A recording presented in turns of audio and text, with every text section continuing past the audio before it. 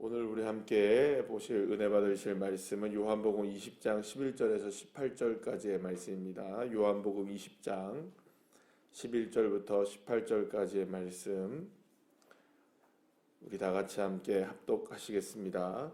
마리아는 무덤 밖에 서서 울고 있더니 울면서 구부려 무덤 안을 들여다보니 흰옷 입은 두 천사가 예수의 시체 뉘었던 곳에 하나는 머리편에 하나는 발편에 앉았더라.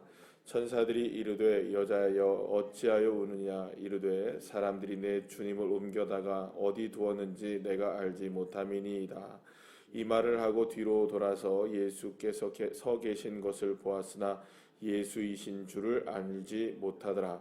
예수께서 이르시되 여자여 어찌하여 울며 누구를 찾느냐 하시니 마리아는 그가 동산지기인 줄 알고 이르되 주여 당신이 옮겼거든 어디 두었는지 내게 이르소서 그리하면 내가 가져가리이다.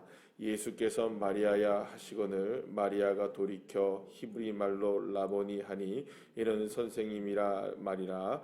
예수께서 이르시되 나를 붙들지 말라. 내가 아직 아버지께로 올라가지 아니하였노라. 너는 내 형제들에게 가서 이르되 내가 내 아버지 곧 너희 아버지 내 하나님 곧 너희 하나님께로 올라간다 하라 하시니 막달라 마리아가 가서 제자들에게 내가 주를 보았다 하고 또 주께서 자기에게 이렇게 말씀하셨다 이르니라. 아멘. 할렐루야. 예수님의 시신이 없어졌다고 생각한 이 막달라 마리아는 망연자실하여서 무덤 밖에서 슬퍼하며 울기 시작합니다.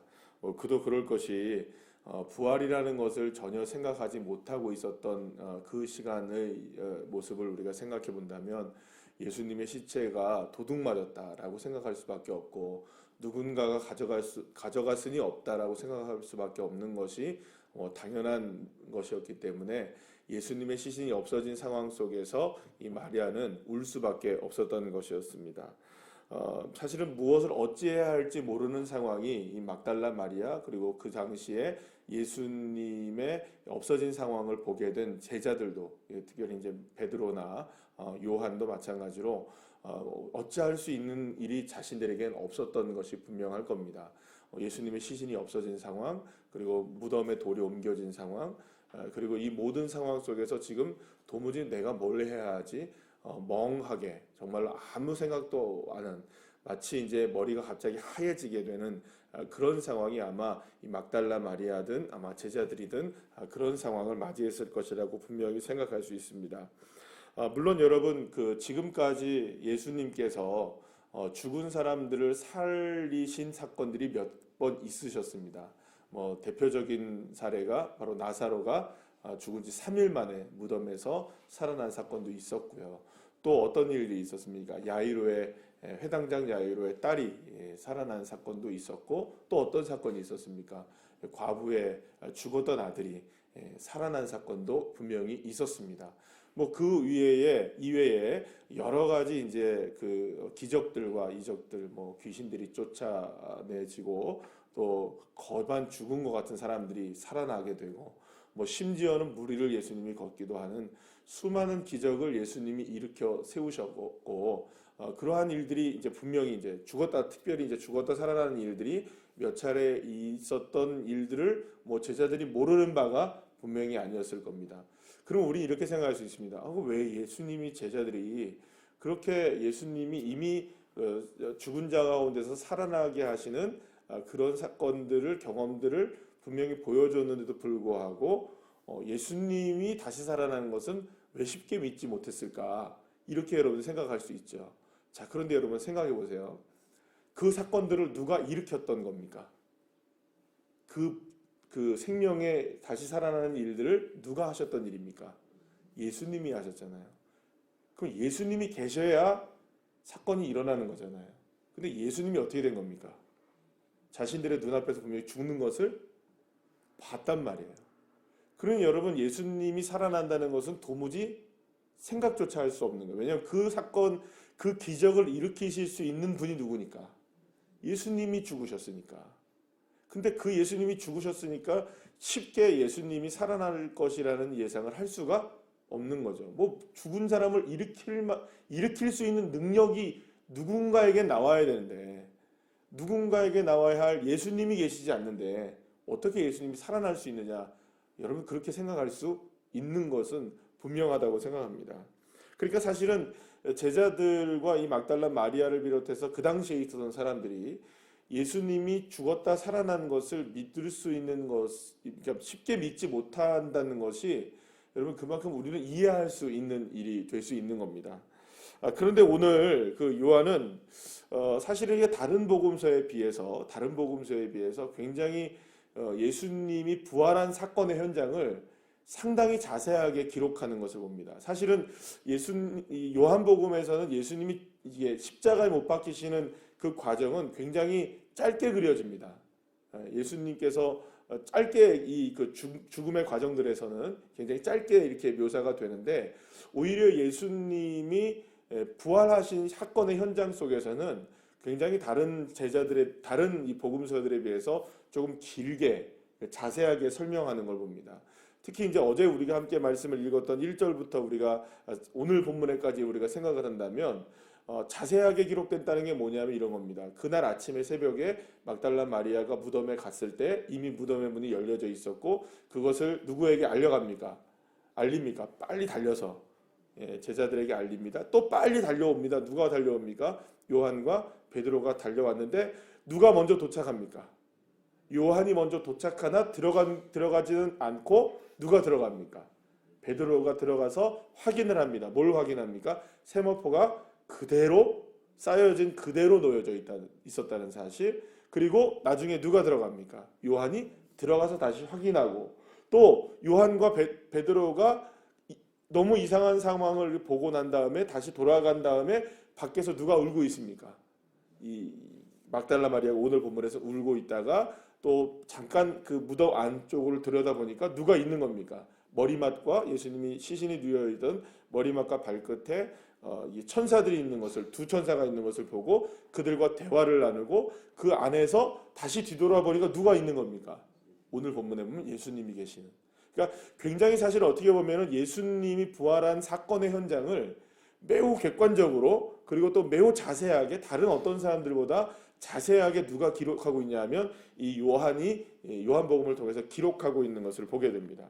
그런데 문제는 뭐냐면, 이렇게 자세하게 다른 성경들보다 요한복음이 예수님의 살아나신 이 부활의 현장을 자세하게 기록하고 있음에도 불구하고 제자들을 비롯해서 그 현장을 지금 목격하고 있는 막달라 마리아도 도무지 예수님이 죽은 자 가운데서 살아났다는 사실을 믿지 못하고 생각지도 못하고 있다는 것이죠. 심지어는 천사들이 나타나서 왜 이렇게 울고 있느냐라고 물었을 때 그때에도 알지 못하고 있는 거예요. 심지어 누구를 만납니까? 뒤를 돌아보니 예수님을 만나서 예수님과 대화를 나눕니다. 그럴 때 이 막달라 마리아는 예수님을 누구라고 이야기합니까? 처음부터 예수님이라고 얘기합니까? 아니죠. 누구라고 얘기하죠? 동산지기. 그래서 동산지기라고 이야기를 해요. 그래서 예수님의 시신을 당신이 옮겨다 갔으면 나에게 좀 어디다 두었는지 알려달라. 그럼 내가 다시 모셔다가 이곳에 갖다 놓을 테니까 좀 나 좀 도와달라. 이런 얘기를 하는 겁니다. 그러니까 여러분 생각해 보세요. 막달라 마리아가 예수님을 몰라봤다? 어떻게 생각하십니까? 예수님을 몰라볼 수가 있을까요? 없을까요? 없죠. 왜 그럴까요? 지금까지 수많은 시간 속에서 막달라 마리아와 같은 여인이라면 적어도 예수님과 가까이 이렇게 늘 지냈던 사람 아닙니까? 그리고 예수님을 위해서 자신의 모든 것들을 다 바쳤던, 그 향유를 부었던 그 여인 아니겠습니까? 그러면 여러분 생각해 보세요. 그 사람이 어떻게 예수님을 몰라보겠어요? 그런데 예수님을 봤을 때 몰라봐요. 대화를 나눠도 예수님을 몰라봐요. 그럼 이 말은 무슨 말일까요? 아무리 인간의 지식과 지성과 그 다음에 예수님에 대한 모든 것들을 다 알고 있다 할지라도 부활하신 예수님, 부활의 현장 속에서 만난 예수님을 이 제자들을 비롯해서 이 막달라 마리아도 온전하게 알지 못했다는 것을 계속 강조하고 있습니다. 자, 그런데 반전이 일어나요. 막달라 마리아가 예수님인 것을 알게 됩니까? 모르게 됩니까? 알게 되는 사건이, 알게 돼요. 그 상황 속에서 그때까지도 모르다가 성경의 오늘 표현에서 보게 되면 딱 알게 되는 사건의 그 순간이 딱 나오게 되는데요. 자, 오늘 본문의 말씀을 보게 되면 16절 말씀을 한번 읽어보겠습니다. 시작. 예수께서 마리아야 하시거늘 마리아가 돌이켜 히브리 말로 라보니 하니 이렇게 나와요. 여러분 여기서 보세요. 그 앞에서 예수님이 분명히 이 막달라 마리아에 얘기하죠. 왜 울고 있느냐 이렇게 말씀하죠. 그럴 때 자기의 생각을 막 얘기를 해요. 그죠? 마리아가 자기의 이야기를 막 하다가 그러면 여러분 생각해보세요. 좀 예수님 좀 어떻게 보면 이렇게 표현하면 어떨지 모르지만 예수님이 좀 짓궂죠. 마리아야 나다 이렇게 얘기하면 되잖아요. 그죠? 처음부터. 근데 왜 울고 있니? 이렇게 얘기할 필요는 없으신데 예수님이 왜 울고 있니? 이렇게 얘기하시니까 자기의 생각을 쭉 얘기해요. 마리아가. 그러다가 마리아야 물으니까 이 마리아가 어떻게 됐습니까? 여기 성경의 표현 중에 가장 중요한 표현이 나오는 거예요. 돌이켜라는 표현이 나옵니다. 그러니까 이 돌이켜라는 이 말의 이 히브리어 말의 헬라어 말의 뜻은요. 방향을 전환했다라는 의미를 갖고 있어요. 그러니까 딱 맞는 말입니다. 돌이켰다는 겁니다. 이렇게 가다가 방향을 완전히 바꿨다는 의미가 있는 거예요. 그러니까 지금 마리아가 예수님과 대화를 나눠도 몰랐고 예수님을 봐도 몰랐는데 마리아야라는 그 말을 통하여서 이 마리아가 무언가 돌이켰어요. 그죠? 돌이켰다는 말은 지금 방향을 누구에게로 지금 바꿨다는 겁니까? 예수님에게로 바꿨다는 거예요. 근데 대화를 보면 그 이야기를 알 수 있습니다. 지금 누구의 마음을 쏟아놓은 겁니까? 사실은 막달라 마리아의 생각을 쏟아놓은 거예요. 그죠? 어떻습니까? 그 사람을 누구라고 생각하고 있었죠? 동산지기. 무덤에서 예수님은 없어졌다. 그죠? 살아난 게 아니고 없어졌다. 이분은 예수님일 리가 없다. 누구의 생각에 갇혀 있습니까? 그러니까 그 현장을 보게 됐고 그 모든 부활의 사건의 현장을 보게 돼도 정말로 그 상황 속에서 누구의 생각에 지금 매몰되어 있으면 나의 생각과 나의 경험과 나의 모든 것들이 이렇게 갇혀져 있으면 아무리 예수님을 만나도 그분이 예수님인 걸 몰라요. 근데 그때 돌이키는 겁니다. 누구의 것을 다 내려놓는 겁니까? 내 생각을 내려놓고 내가 경험한 것들을 내려놓고 내가 지금 바라보고 있는 모든 관점들을 돌이키기 시작할 때 그때 예수님이 보이고 그때 예수님인 걸 알게 되고 그때 부활의 주님 그분을 만나게 되는 것이죠. 사랑하는 여러분, 그래서 이 부활의 역사와 우리의 기독교 신앙과 예수님을 믿는 믿음은 사실은 놀라운 기적입니다. 왜냐하면 눈앞에 아무리 펼쳐진 증거들을 갖다 대도 사실은 그걸 믿을 수는 없어요. 믿어지지 않을 수 있어요. 그러나 그 믿음이 그것이 믿어지기 시작할 때는 언제냐 하면 주님께로 나의 삶을 돌이키기 시작할 때 그거는 결국 내가 가진 생각들과 내가 가진 모든 것들을 내려놓고 비로소 주님을 온전히 바라보기 시작할 때에 주님이 보이기 시작하고 이 예수님은 지금 막달라 마리아가 만나고 대화 나눴던 예수님은 돌이키기 이전에도 예수님이셨고요. 돌이킨 후에도 사실은 예수님이십니다. 문제는 누구에게 있는 겁니까? 막달라 마리아의 돌이킴에 있었던 것이죠. 그리고 생각해보면 성경은 수많은 사람들의 돌이킴에 관한 이야기입니다. 여러분 누가 돌이켰나요? 여러분 잘 아는 사람, 가장 돌이킴의 대표적인 대명사가 된 사람이 누구인가요? 모세입니다.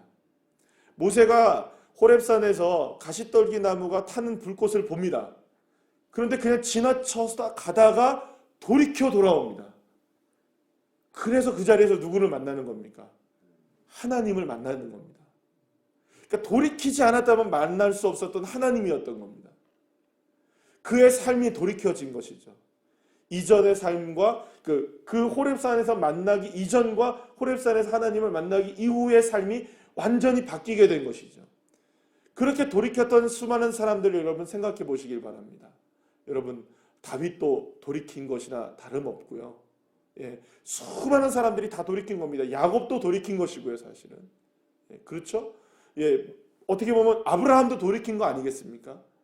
순간순간마다 그가 자신의 인생으로 살아가다가 그때그때마다 주님께로 돌이켰을 때 그가 결국에는 믿음의 조상이 되어지는.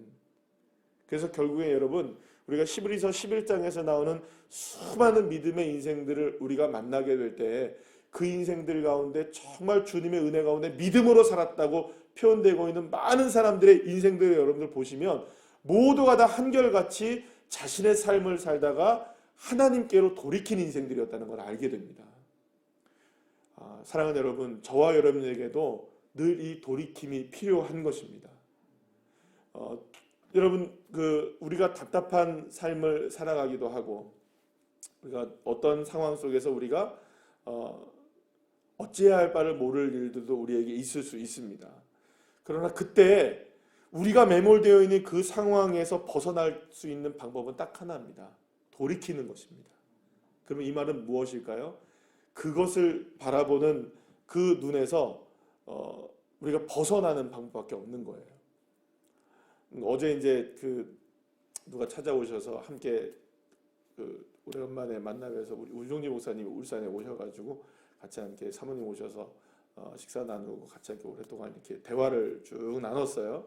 나누는 과정 속에서 그런 얘기를 하시더라고요. 목회를 하다 보면 저한테 뭐 여러 가지 얘기를 같이 함께 나누다가 목회를 하고 뭘 하다 보면 쭉 집중을 하다 보면 보이지 않는 게 있는데 내가 당사자가 지금 뭘 하고 있는 겁니까? 장기를 예를 들어서 말하면 뭐 장기를 둔다고 생각하면 내가 장기를 두는 사람이잖아요. 근데 그때는 안 보일 수 있다는 거예요. 이렇게 뒤로 나와서 훈수 두는 사람의 입장에서 보면 보이는 게 있을 수 있다는 거죠. 그러니까 그 말은 무슨 말일까요? 내가 지금 가지고 있는 모든 상황이 지금 매몰되어 있다 보면 사실은 방법이 생기지 않을 수 있어요. 그때 돌이키는 시간이 필요한 겁니다. 누구에게로? 주님에게로. 이건 내가 해야 할 수 있는 일이 아니구나. 내가 이거 풀어낼 수 있는 방법이 있는 게 아니구나. 그럴 때는 돌이켜 누구에게로 가야 합니까? 예수님에게로.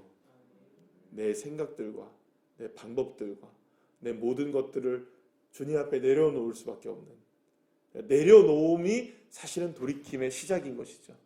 그리고 그 내려놓음을 통해서 주님이 역사하시기 시작합니다. 그때서야 비로소 우리는 알게 되는 것이 왜 주님이 나에게 이러한 상황들을 허락해 주시는가. 그제서야 알게 되고 깨닫게 되는 일들이 있는 겁니다. 그때서야 우리는 주님을 주님답게 바라볼 수 있게 되는 것이죠. 사랑하는 여러분, 저와 여러분에게 오늘의 하루의 삶이 또한 펼쳐집니다. 주님은 여전히 우리와 함께 계십니다. 그분은 부활하신 주님으로 우리와 함께 계시죠. 그런데 그분을 볼 수도 있고 못 볼 수 있는 게 지금 우리의 모습인 겁니다. 그러면 왜 우리는 못 볼까요? 그럼 왜 우리는 볼 수 있을까요? 여러분들이 지금 무엇을 보느냐에 따라서 달라지는 겁니다. 돌이켜 주님을 바라보시면 그 부활의 주님이 나와 함께 계신 것을 알게 됩니다. 그러나 돌이키지 않고 여전히 우리의 삶의 생각에 경험에 얽매여 있으면 여전히 우리의 경험밖에 보일 수가 없는 것이죠. 사랑하는 여러분, 저와 여러분에게 필요한 변화는 그 돌이킴에 있다는 것. 저와 여러분에게 필요한 것은 다른 것에 있는 것이 아니라 주님께로 우리의 마음을 돌이키고 주님께로 우리의 눈을 바꾸는 그런 믿음의 사람들, 한 사람 한 사람 되어서 오늘도 주님과 함께 승리하는 주의 자녀들 되시기를 간절히 축원합니다. 기도하시겠습니다.